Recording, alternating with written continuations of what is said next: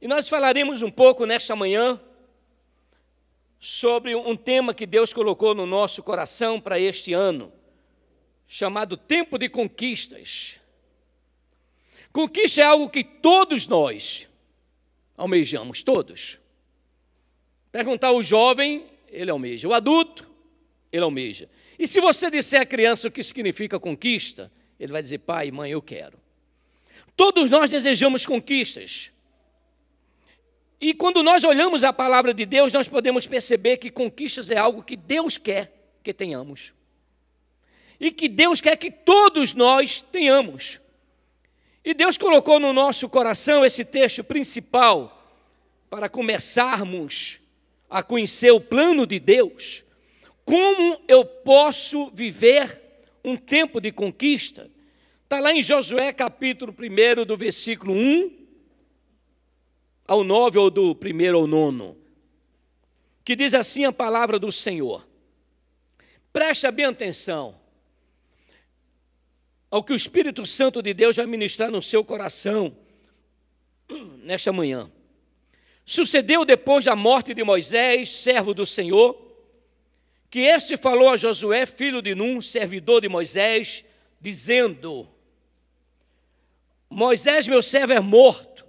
Dispõe-te. Tem outra tradução que diz: levanta-te agora, passa esse Jordão, tu e todo este povo, a terra que eu dou aos filhos de Israel. Todo lugar que pisar a planta do vosso pé, vulo tenho dado, como eu prometi a Moisés. Desde o deserto e o Líbano até o grande rio, o rio Eufrates, toda a terra dos heteus, e até ao mar grande, para o poente do sol, será o vosso limite. Ninguém, diga ninguém, te poderá resistir todos os dias da tua vida. Como fui com Moisés, assim serei contigo. Não te deixarei, nem te desampararei.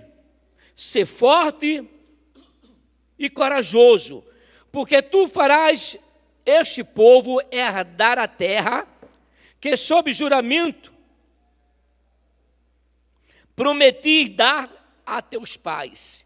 Tão somente ser forte e muito corajoso, para teres o cuidado, diga cuidado, de fazer segundo toda a lei que meu servo Moisés te ordenou. Dela não te desvies, nem para a direita e nem para a esquerda, para que sejas bem-sucedido por onde quer que andares. Não cesses de falar deste livro da lei. Antes, medita nele dia e noite, para que tenhas cuidado de fazer, segundo tudo quanto nele está escrito. Então, farás prosperar o teu caminho e serás bem-sucedido. Não te mandei eu?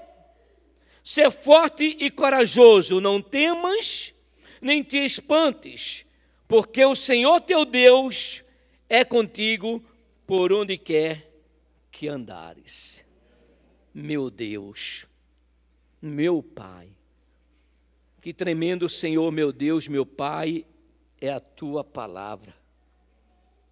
Como é bom, Senhor, meu Deus, meu Pai, ter olhos para ver, para ler a tua palavra. Mas pedimos o teu Espírito Santo. Nós pedimos que o Espírito Santo do Senhor ministre no nosso coração. Revele a tua palavra, Senhor. Nos faz ouvir tudo que o Senhor preparou, tudo que o Senhor preparou para as nossas vidas, para esta manhã. Eu tenho certeza, meu Deus, meu Pai, que o Senhor preparou muitas coisas. Quando olhamos a história de Moisés, ó Deus, isso fica muito claro. Na medida que Moisés se apresentava diante do Senhor, o Senhor dava mais uma etapa para ele. O Senhor dava novas instruções para ele. Senhor, e nós temos certeza que hoje não é diferente.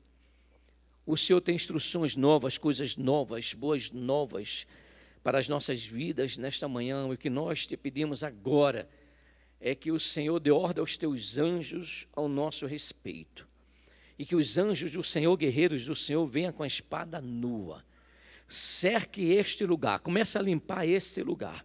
Qualquer ação maligna, qualquer ação contrária ao Espírito Santo de Deus, nós repreendemos agora no nome de Jesus Cristo todo espírito de distração, de roubo, de confusão, de angústia, de tristeza, de medo.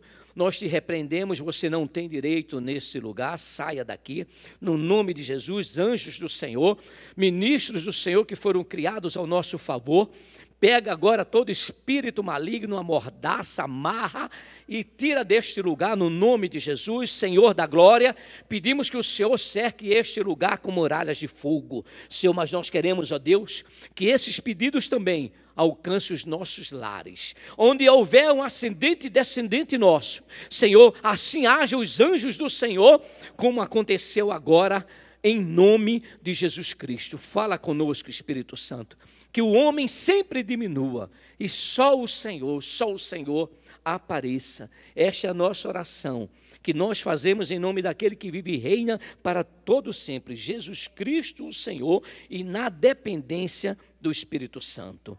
Amém e amém. Tempo de conquista. Quando nós olhamos o versículo 1 e o versículo 2, nós podemos extrair muita coisa desses versículos, o qual nos levará à vida abundante que Deus preparou para a minha vida e para a sua vida. Deus tem uma vida abundante. Isso não é conversa de pastor. Isso não é uma palavra para alegrar o seu coração. É uma palavra de Deus. Jesus Cristo, há 2000 anos atrás, ele falou: o ladrão vem, senão para roubar, matar e destruir. Mas, o que é que ele quer dizer? Eu mudo qualquer situação. Eu mudo a história. Eu vim para que você tivesse vida e a tivesse em abundância. E a pergunta que eu queria fazer para você nesta manhã: você vive uma vida abundante? Não precisa me responder, responda para você mesmo. Se você não vive, você está atrasado 2000 anos atrás, pelo menos o tempo da sua existência.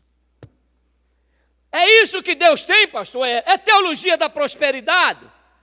Pastor, você prega a teologia da prosperidade? Se você entender isso como teologia da prosperidade, eu prego. Porque o que é teologia da prosperidade? Deus, teologia, estudo.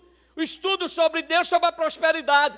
E quando você pega só esse versículo, você contraria argumento de muitos fariseus, estudiosos da palavra, que diz que esse negócio de teologia da prosperidade não é de Deus. Não é o quê, rapaz? É claro que é de Deus.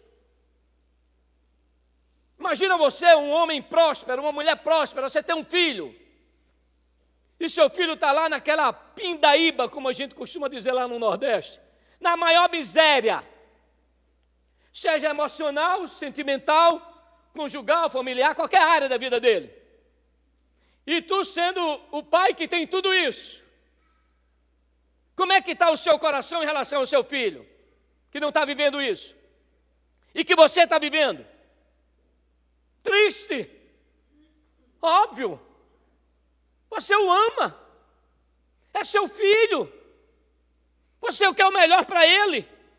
Se surgir alguma necessidade e dissesse: ó, o teu filho só vai viver se você der o coração, você não vai pensar duas vezes. Você não vai perguntar ao médico se tem uma opção B. Então Deus nos ama infinitamente, diga infinitamente. Mas, então Deus quer que eu viva uma vida próspera? Claro! Deus quer que eu seja uma pessoa alegre? Claro! Está falando de uma pessoa retardada, né? Não reconhecendo as suas lutas, suas adversidades. Estou falando de uma pessoa muito consciente. Eu tenho um problema, o problema é grande. Eu tenho um diagnóstico de uma enfermidade que os médicos não sabem o que é, mas eu tenho um Deus muito maior do que o médico, muito maior do que a ciência. Eu tenho um cônjuge que é um abençoado. Mas eu tenho um Deus que é muito maior do que ele. Tem na minha casa uma droga, a cocaína entrou no meu lar e destruiu a minha família, escravizou meu filho, logo eu sou parte dele, eu sou escravo dessa droga também. Existe um Deus muito maior, que vai nos mostrar o caminho da prosperidade. Evidentemente, claro, não vai por outro pensamento, né? Alguns pregadores, não, teologia da prosperidade. Claro que a gente prioriza o espiritual. Claro que o mais importante para as nossas vidas é Deus. Claro que o mais importante para a nossa vida é o reino de Deus. Claro que o mais importante na nossa vida é um dia, quando nos faltar fôlego de vida, ser recebido pelo próprio Senhor e ouvir da boca dele: meu filho, você foi fiel no pouco, sobre o muito te colocarei, entra no gozo do teu Senhor. Claro, isso é o principal da nossa vida. Mas Deus não veio para te dar só vida espiritual, senão, no momento que você aceitou Jesus Cristo, ele segurava um pouquinho a sua artéria, talvez 2 minutos, Samir, 3 minutos, 4 minutos, partia, né? Estava na glória. Diga assim: Deus veio para que eu possa viver uma vida próspera. Foi isso que ele foi para Josué. O versículo 1 e 2, Deus primeiro começa a dizer: olha, eu sei que Moisés morreu, rapaz. Talvez a morte de Moisés, o seu líder,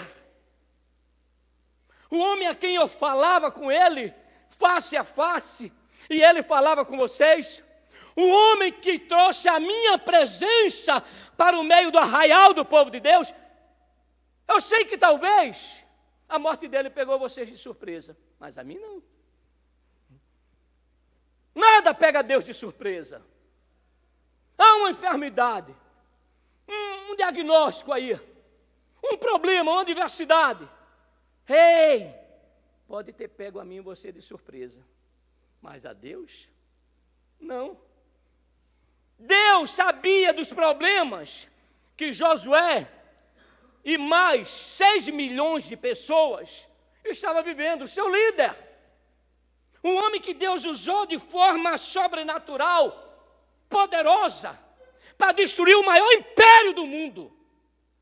Um homem só, destruiu o império mais poderoso do mundo. Não tinha nação como o Egito, não tinha um exército tão preparado, tão treinado, tão conquistador como o Egito. Um dia o povo de Deus estava sofrendo, clamor, e Deus chamou um homem, uma única pessoa. Deus muda esta nação. Uma única pessoa. Será que dá para você entender? Através da tua vida, só você, Deus pode mudar o teu lar, pode transformar a tua casa, trazer os céus na terra. Você diga: eu posso. Você pode banir a tristeza, a angústia, a luta, a adversidade. Uma pessoa só. E Deus chega para Josué, e é bom lembrar isso aqui, que ele começa dizendo: Deus faz questão. Apesar da Bíblia, esse livro ter sido, pelo menos de forma predominantemente pelos teólogos, acreditam que foi Josué que escreveu, mas o autor é o Espírito Santo. E o Espírito Santo, sabendo que um dia eu e você estaríamos aqui, porque um dia, ou na noite anterior, ou na semana anterior, nós ouvimos do Senhor que domingo nós deveríamos estar na igreja e nós viemos e Deus preparou isso para a gente.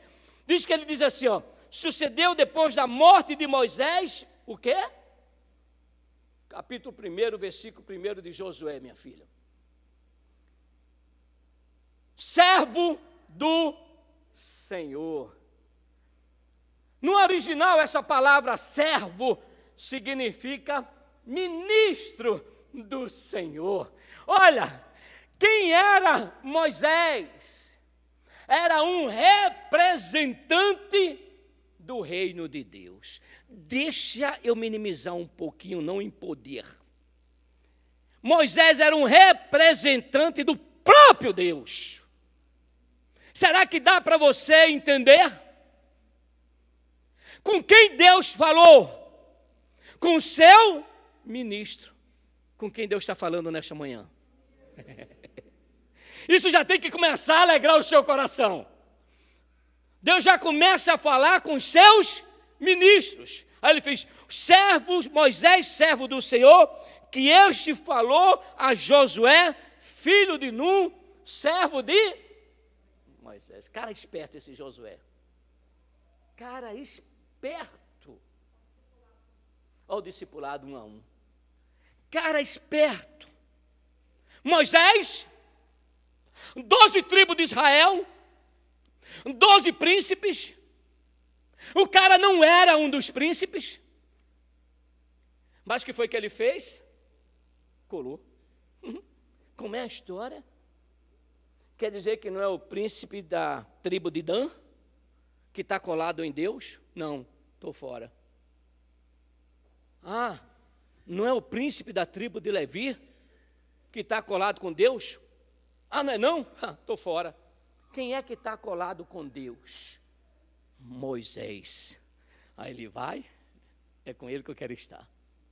Servo de Moisés, ministro de Moisés, que era o quê? Ministro de Deus. Isso mostra a importância que tem de você se aproximar de um homem de Deus e de uma mulher de Deus. Uma das estratégias fortes do inimigo das nossas vidas, sabe qual é? Uma forte: Satanás não existe. Outra coisa forte do inimigo: eu não tenho nada a ver. Ele fez porque quis. E os ignorantes espiritualmente descem de ladeira abaixo, acreditando que todo mal é natureza humana. O cara faz porque quer, a pessoa faz porque quer. Até parece. Tira o mal dele para ver. Tira o demônio que está nele. Tira o demônio que está nela. Para você ver que pessoa essa pessoa se transforma. Pessoa agradável, formidável, uma pessoa liberta. Josué foi buscar em alguém que buscava na fonte. Cuidado de onde você está bebendo água. Cuidado onde você está buscando a água da palavra de Deus, para não pegar água turva. Então, quem era Josué? Josué era um cara que já tinha chamado a atenção de Deus. Josué já era um cara que chegou e disse: eu cheguei para fazer diferença.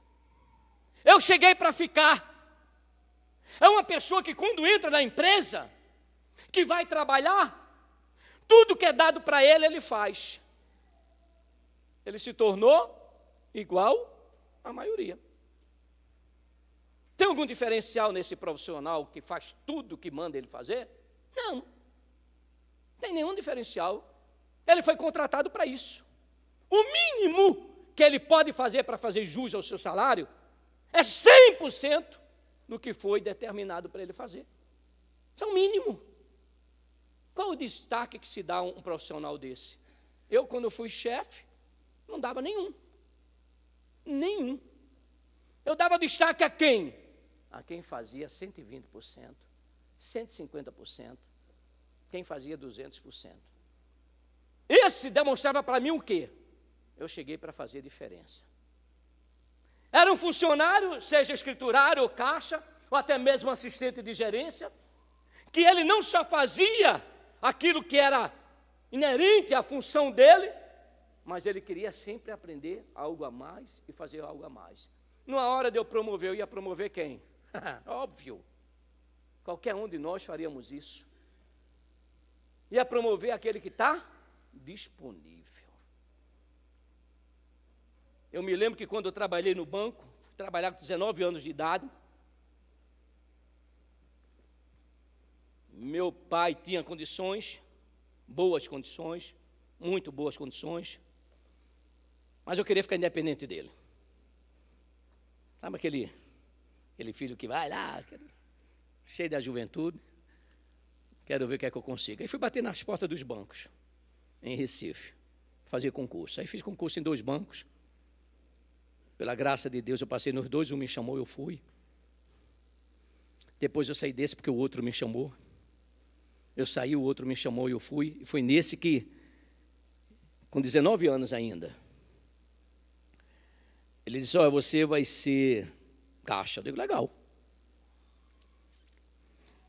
Com 2, 3 meses, ele disse, olha, eu vou colocar você na contabilidade. Eu digo, legal. Quando eu terminava o meu serviço, 18 horas, eu ia lá para o chefe de cobrança, ele dizia, eu quero te ajudar. Quem não quer ajuda para sair mais cedo? Aí o que é que ele fazia? Me ensinava. Eu não podia executar nada se ele não me ensinasse. E daí eu aprendi cobrança. Aí fui para os demais setores dentro do banco. Que horas você saía, pastor? Muitas vezes. Quem conhece Recife, o Mercado São José. Era a agência do banco que eu trabalhava. Eu saía de lá para pegar o último ônibus, 15 para meia-noite. Ao lado que a casa de detenção era no centro de Recife, depois afastou-se. Era lá, eu pegava o último ônibus. Com um pai e uma mãe que tinha condições, mas eu queria o quê? Mais. Se queremos algo mais de Deus, temos que chamar a atenção de Deus. Não importa o nível de conhecimento que você tem, se você não tiver disponível para Deus, escanteio. Deus não usa os sábios, até porque a sabedoria do homem é loucura para Deus. Deus usa os disponíveis. E Josué estava lá. Acabava as reuniões de Moisés, Josué estava lá. Aonde Moisés estava, Josué estava perto. Quando Deus quis levar Moisés, quem foi o sucessor? Josué. Então Josué passou por uma escola extraordinária do discipulado, 1 a 1 com Moisés. Outros que acharam que não precisava, ou que tinha conhecimento demais, ou qualquer outra razão, na hora que Moisés, Deus o leva, Deus chamou quem? Aquele que ele podia contar. Mas aquele que ele podia contar era aquele que já estava disponível. Aí Deus chega para ele e diz, olha, Moisés morreu, meu filho. Moisés, meu servo, é morto, levanta-te agora. Josué estava prostrado. Deus não ia mandar ele se levantar se ele estivesse de pé. Deus não ia mandar ele prosseguir se ele tivesse iniciado alguma coisa, ou se ele estivesse caminhando.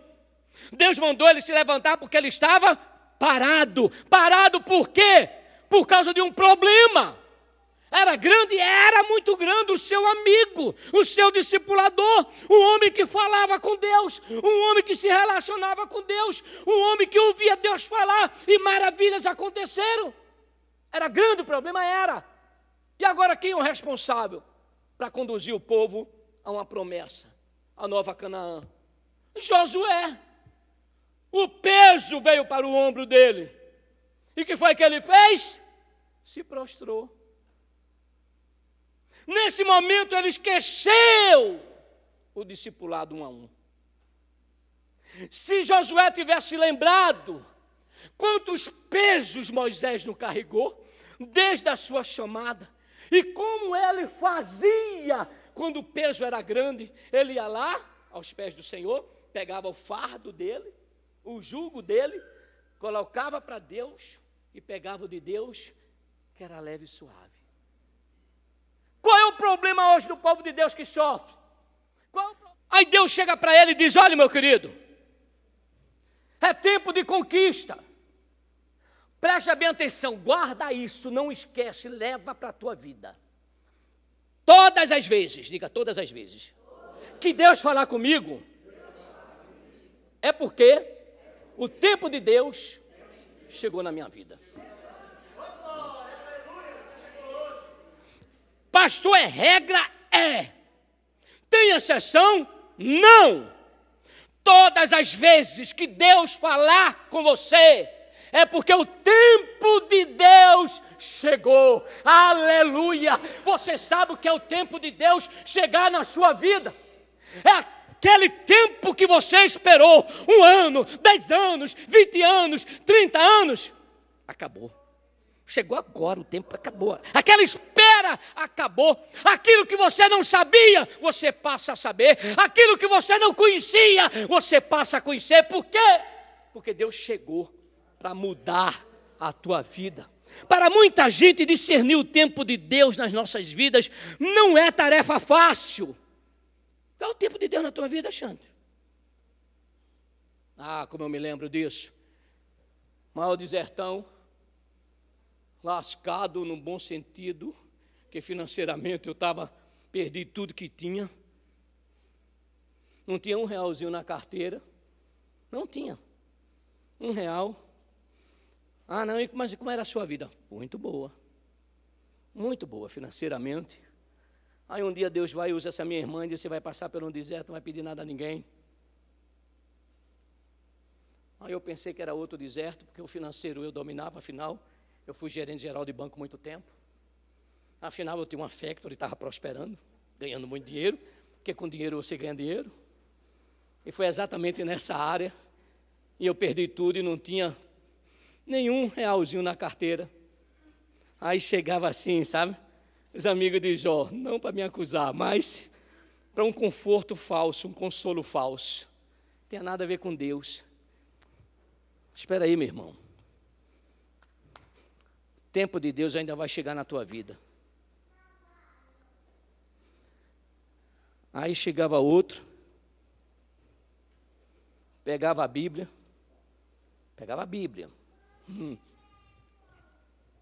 eu lá, envergonhado, humilhado, morando com minha mãe, sendo sustentado por ela. Aí chega um abençoado lá e fez: ó o que eu estava lendo. Olha o que eu estava lendo essa manhã. Aí eu vim trazer para tu. Os pobres sempre terei convosco. Aí, claro, né? Quem fala o que quer, de que seja tu, pobre, não eu. Óbvio, eu vou aceitar uma palavra de maldição sobre a minha vida? De jeito nenhum. Mas outros diziam assim: Eclesiastes, aí trazia a Bíblia. Há tempo de morrer, há tempo de nascer. E eu lá lascado: quando é que eu vou sair disso, Jesus? Envergonhado, humilhado, sofrendo. Quando é que eu vou sair disso? Deus disse que eu ia entrar no deserto, mas nunca disse quando eu ia sair. Aí passa um mês, eu fui com a mala, para passar final do ano, como eu sempre fiz. E com essa mala nós passamos 2 anos e 3 meses. Com a mala, tudo ficou na transportadora. E o que eu muito via era isso: há um tempo para todas as coisas debaixo do propósito de Deus. Então, tempo, mas precisamos discernir isso. Porque você quer ver seu negócio? Está na Bíblia isso? Está na Bíblia isso. É a palavra de Deus? É, mas o que é que Deus quer dizer para você com essa palavra? O que é que Deus quer dizer para você? Você quer ver seu negócio? Para que você pare e não entre nesta onda de engano, de pegarem a palavra de Deus e distorcer para você. Porque se eu tivesse escutado o que falaram para mim no deserto, eu estava lá até hoje. Eu estava lá até hoje, eu não estaria aqui. Olha só, um dia que Deus falou comigo sobre este negócio de tempo. Está lá no livro de João, do apóstolo São João. As bodas de Caná da Galileia. Eu não vou ler não para ganhar tempo, que eu preciso dar o que Deus colocou no meu coração para vocês. A Bíblia fala que houve uma festa. E Jesus estava nela. Isso logo quebra aquele paradigma que crente não é uma pessoa que gosta de festa. Está arrependido. Jesus tinha festa, ele estava dentro. Casamento, Jesus foi convidado, eu estou aqui, estou dentro. Aí Jesus foi lá. A festa durava 7 dias, festa judaica de casamento. O noivo não se programaram ou se programou, quebrou a programação. Faltou vinho. Significa o quê? vergonha, humilhação, porque a festa ia acabar antes do tempo. Significa o quê? Vinho representa alegria. Embora, acabou a festa. Aí chegaram para Maria, mãe de Jesus. Contaram para ela. Aí Maria foi para Jesus. Seu filho biológico? Não. Porque do lado não tinha Carrefour, não tinha Extra, não tinha Macro. Ela foi para aquele filho que o anjo Gabriel, quando foi dar as boas novas, falou para ela que dela nasceria o Messias, o Cristo, o Filho do Deus vivo. Ela foi lá para Jesus e chegou para ele e disse assim, em outras palavras, Messias, o Cristo. Faltou ouvir um pessoal, vai ficar tudo triste, acabar a festa. Imagina um casamento, imagina os noivos vão ser falados o resto da vida, como a festa de casamento que o vinho acabou. Parafraseando o que Maria chegou para ele. Aí Jesus chegou e disse assim para ela, que tenho eu contigo. Logo em seguida Jesus disse assim para ela, uma frase que nós precisamos guardar. Ainda não é chegado a minha hora. Tu já pensou? Tu chega para Deus e diz para Deus assim, Deus, pela luta que você está passando, só você e Deus sabe, e diz para Deus, Deus, essa é a minha luta. Aí Deus disse assim para você, como é seu nome? Ana. Ana, não é chegada a minha hora não. De uma forma natural, Ana, ouvindo da boca do próprio Deus, o que ela ia dizer? Tá bom, Deus, então eu sei que eu vou continuar chorando, eu sei que o Senhor está comigo, eu sei que não chegou a hora, tudo bem, tá legal.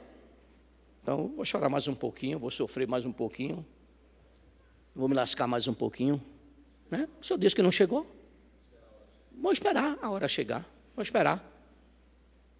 Se eu perguntasse aqui quem faria isso, se eu não conhecesse a palavra, e se Deus não tivesse colocado no meu coração lá no deserto que eu deveria fazer, eu seria o primeiro a levantar a mão. Eu faria isso. Deus? Afinal foi Deus que falou que não chegou a hora dele. Então não é o melhor. Se Deus fizer agora, não vai ser o melhor para mim. Você já ouviu isso? Ah, Deus não te abençoou porque você não estava preparado. Até que eu preciso estar preparado para receber uma bênção de Deus. Eu preciso ser justo para receber uma bênção de Deus. Se depender disso, eu nunca vou ser abençoado. Se eu não depender da graça dele, do amor dele, da bondade dele, da misericórdia dele, da compaixão dele, já era. Aí Maria sabia que quem tinha sido gerado foi pelo Espírito Santo. Sabia que era Deus encarnado. Chegou a hora não, Jesus? Chegou não. Em outras palavras, então vou fazer chegar. Maria fez isso? Fez. Eu vou te mostrar de forma indireta. Maria chegou para os servos que estavam lá do lado. Diz, ó, pega essas talhas.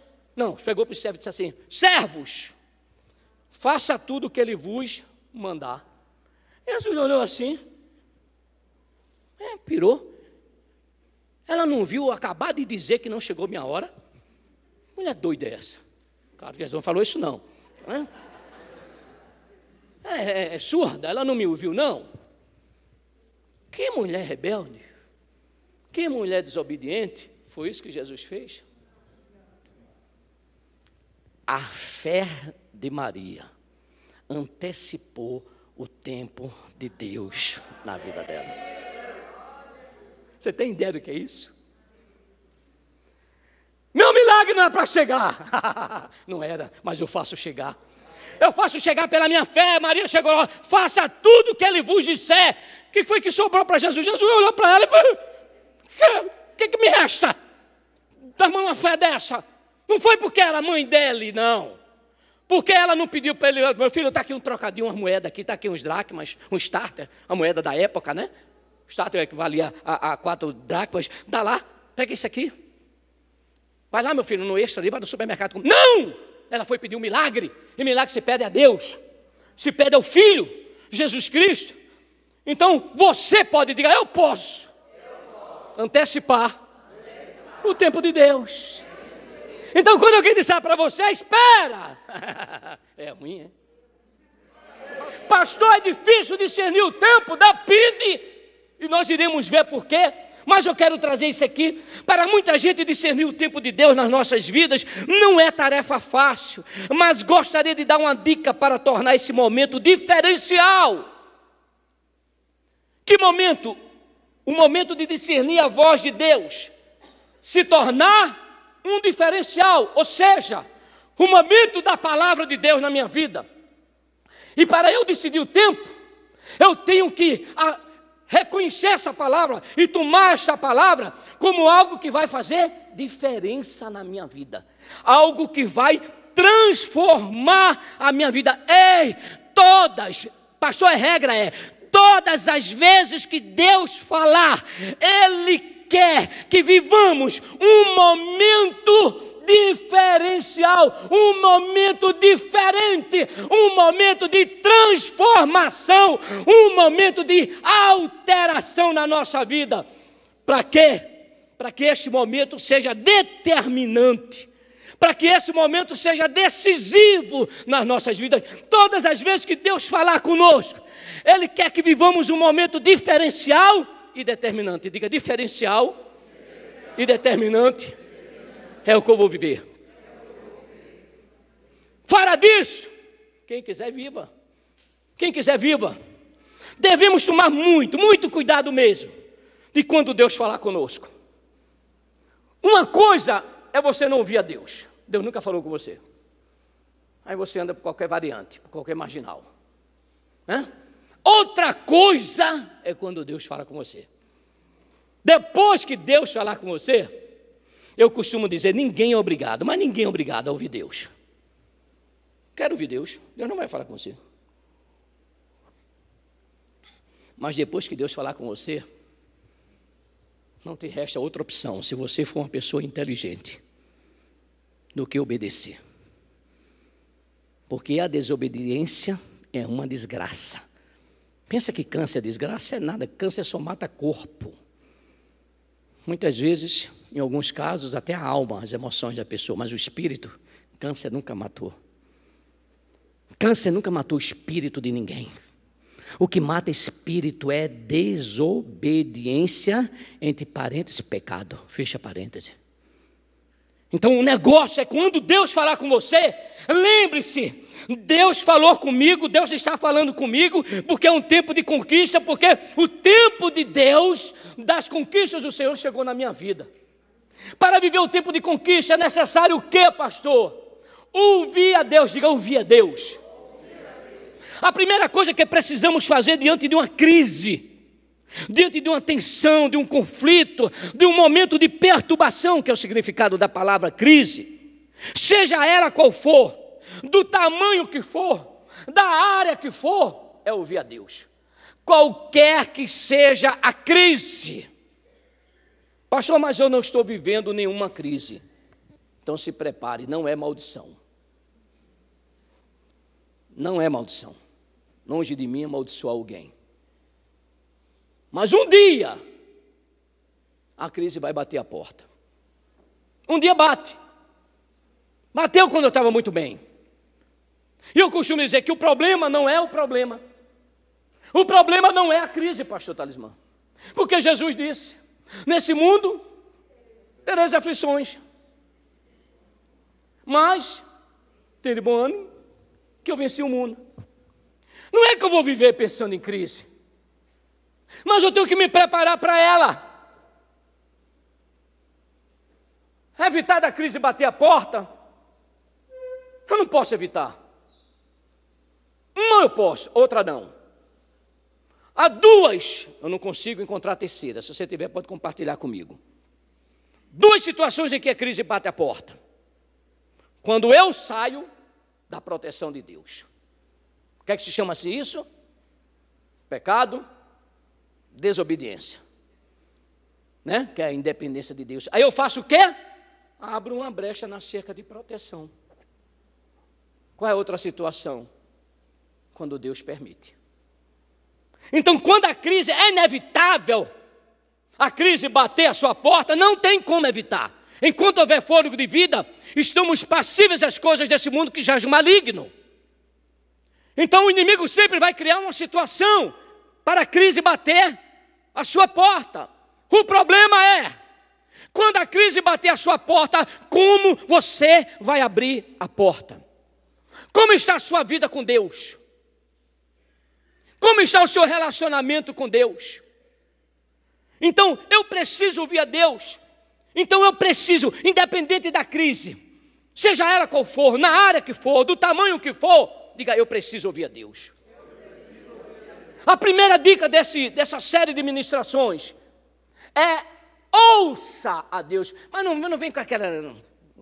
trazer o significado do português de ouvir, escutar. Não compreenda isso como uma coisa só. Ah, pastor falou ouvir, não falou escutar. Não, é ouvir e escutar. Você compreender a palavra de Deus, você discernir a palavra de Deus, você saber a palavra de Deus, e você praticar a palavra de Deus. Então eu preciso ouvir a Deus. Crise e problema existe há milhares de anos. É ingenuidade nossa pensarmos, ou até mesmo não pensarmos, que um dia a crise pode bater a nossa porta. É ingenuidade. Ah, sou pastor, não vou ter problema. Até parece. Não devemos viver pensando em crise, mas devemos nos prepararmos para quando ela bater a nossa porta, reagirmos positivamente. As nossas reações diante das crises, as nossas reações diante das crises, diante dos problemas, diante da adversidade, sinalizarão o meu nível de relacionamento com Deus. A minha reação diante das adversidades sinalizará o nível do meu relacionamento com Deus. Então, pastor, se eu estou aqui angustiado, aperreado, nervoso, estressado, por causa do problema que eu estou vivendo, é falta disso? É. Então vai lá. Paulo e Silas preso. Enquanto estava preso, aleluia, louvado seja Deus. Era como Marquinho. É, Marquinho? Bota esse menino para adorar aqui, para ver se o céu não abre. Toda vez que ele está aqui, o céu abre. O menino é um adorador. Duvido se o que ele faz no púlpito, nesse lugarzinho bendito aqui, ele fizer fora daqui, se Deus não vai arrebentar na vida dele.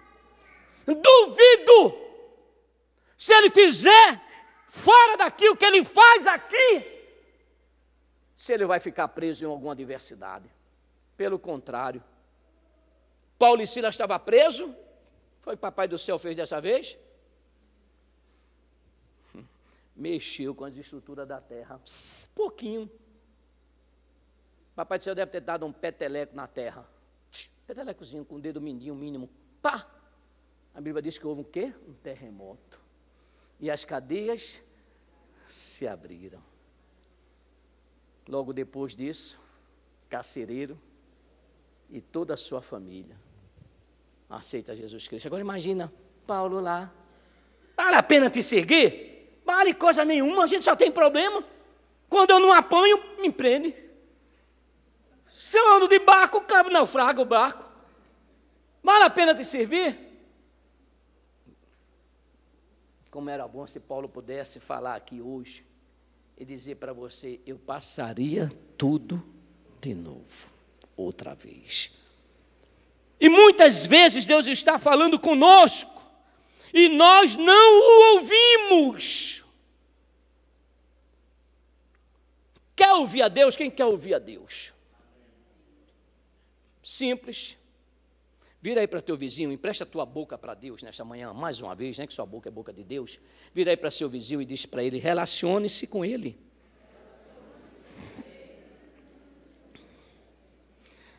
Que discernir se a voz é de Deus ou não, não é? Discernir a voz de Deus. Muitas vezes nós vem algo na nossa mente, algo no nosso coração, e a gente não sabe se é algo nosso, ou se é de Deus, ou se é do capetão, né? Do chifrudo, do safado, do enganador, do mentiroso, do bandido. Ele vai ver um dia o que vai acontecer com ele, ele já sabe. Quer discernir a voz de Deus? Primeiro, quer ouvir a Deus? Relacione com Ele. Quer discernir a voz de Deus? Relacione-se intimamente com Ele. Quer discernir a voz de Deus? Relacione-se intimamente com Ele. Por quê? Porque Deus tem boas novas para você. Fala aí para seu vizinho com alegria e com fé. Deus tem boas novas para você. Samuel, Deus tem boas novas para você. Sérgio, Deus tem boas novas para você. Eu vou acabar o culto desse jeito. Reage, gente. Deus fala para você que tem boas novas, então fica que nem a múmia parada aí. Reage, dá glória a Deus, se alegra com essa palavra. É Deus que está dizendo para você. É o Senhor, se anima. Alegra o seu coração. Se Deus está dizendo que tem boas novas, Ele vai arrebentar na tua vida. Deixa eu contar a história desse homem aqui. 25 batalhas esse homem teve. Só perdeu uma. Porque neste dia ele resolveu não ouvir a Deus. Ele resolveu que a experiência passada dele ia garantir o sucesso futuro. Se lascou. Mas graças a Deus, que ele reconheceu, foi lá, ouviu a Deus, e daí por diante, só vitória. Só vitória. Vira aí para seu irmão e diz, é só vitória. Se você ouvir a Deus, é só vitórias. Porque o tempo de Deus chegou. Glória a Deus. Moisés, meu servo, é morto. Levanta-te. Depois de uma má notícia, Deus apresenta a Josué boas novas. Presta bem atenção. Quando você ouvir uma má notícia, quando você receber uma má notícia, empreste seus ouvidos a Deus, que Ele vai dar umas boas novas para você. Em nome de Jesus. Josué estava prostrado, abatido, físico e emocionalmente. Isso é o quê? Natureza humana. Muitas vezes a luta nos faz prostrar, pastor Talismã. Emocionalmente e fisicamente. Mas sabe o que foi que Deus falou com você? Meu filho, quem estava prostrado era Josué. Quem estava abatido emocionalmente era Josué. Quem estava abatido fisicamente era Josué. Mas eu nunca me abato. Claro. E pode ajudar a qualquer um a se levantar. Josué construiu um relacionamento íntimo com Deus. Josué, eu vou trazer alguns exemplos bíblicos. Não era como Samuel, que ainda criança, não conhecia a voz de Deus. Ministrava perante o Senhor. Está aqui, ó. 1 Samuel, capítulo 2, versículo 28. 1 Samuel, capítulo 3, versículo 1 a 10. Ele era criança, Deus falou com ele, ele não entendeu. Não discerniu a voz de Deus. Foi lá procurar o sacerdote, se era ele que tinha falado. Ministrava perante o Senhor. Não conhecia a voz de Deus. Não é porque você é ministro aqui que você conhece a voz de Deus. Não é porque você foi escolhido, separado no ventre da tua mãe e oferecido a Deus, como Samuel, que você ouve a Deus, conhece a voz de Deus. Não é porque você é jovem e está na casa do Senhor porque você ouve a Deus.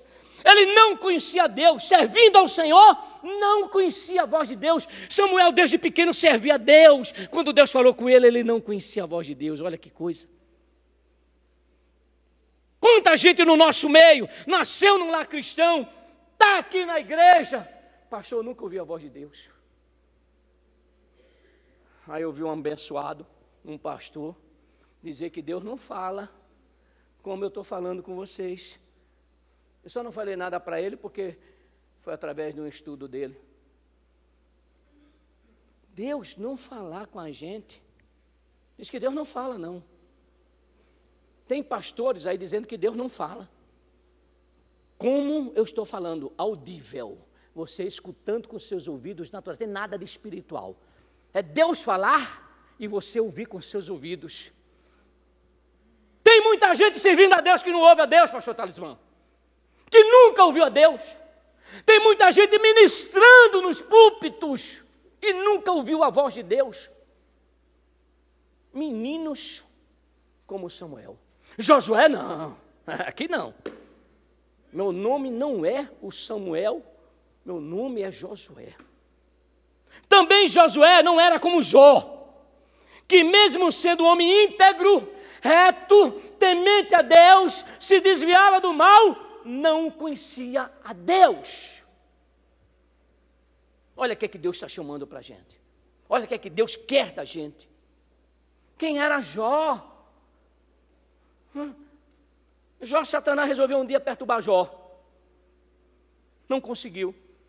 Os anjos vão diante de Deus. Satanás foi junto. Aí Deus pergunta para Jó: o que é que tu veio fazer? O que é que tu está fazendo? Ele fala: não, estou rodeando a terra. Tu viu meu servo Jó? Homem íntegro, reto, temente também, que se desvia do mal? Aí Satanás: claro que eu vi. Mas também tu cercaste ele com a sebe e abençoaste o fruto do trabalho dele. Como é que eu vou tocar nele? Ele está cercado por Senhor, o Senhor cercou, o Senhor protegeu ele. Como é que eu vou tocar nele? Não tem como eu tocar em Jó. Não dá para eu tocar em Jó. Aí Deus está, então, vamos fazer uma experiência legal. Porque um dia Cleino vai precisar da experiência do Jó. Eu vou deixar tocar, vou deixar você tocar em Jó. Aí deixou tocar em Jó. Íntegro, reto, temente a Deus, se desviava do mal. Quando o problema permaneceu na vida de Jó, no primeiro momento, Deus deu, Deus tomou, louvado seja o nome do Senhor. Mas quando o negócio estava demorando, quando o negócio piorou, a doença pegou o corpo dele, meu filho, mais de 10 reclamações Deus foi lá com Jó. Jó fez com Deus. Aí Deus vai, vem cá, vamos ter uma conversinha. Para os bacharéis em teologia, para os pastores, para os teólogos, escuta só, Deus falou com Jó várias vezes. E ainda tem pessoa que diz que Deus não fala. Então, não podemos ser como Samuel, a criança, nem como Jó, que mesmo sendo íntegro, reto, temente a Deus, se desvia do mal, mas não conhece a voz de Deus. Se porventura estivermos inseridos em uma ou mais situações como esta, eu quero trazer para você, para encerrar, Isaías 1,19. Se quiserdes e me ouvirdes, comereis o melhor da terra. Se coloque de pé, por favor.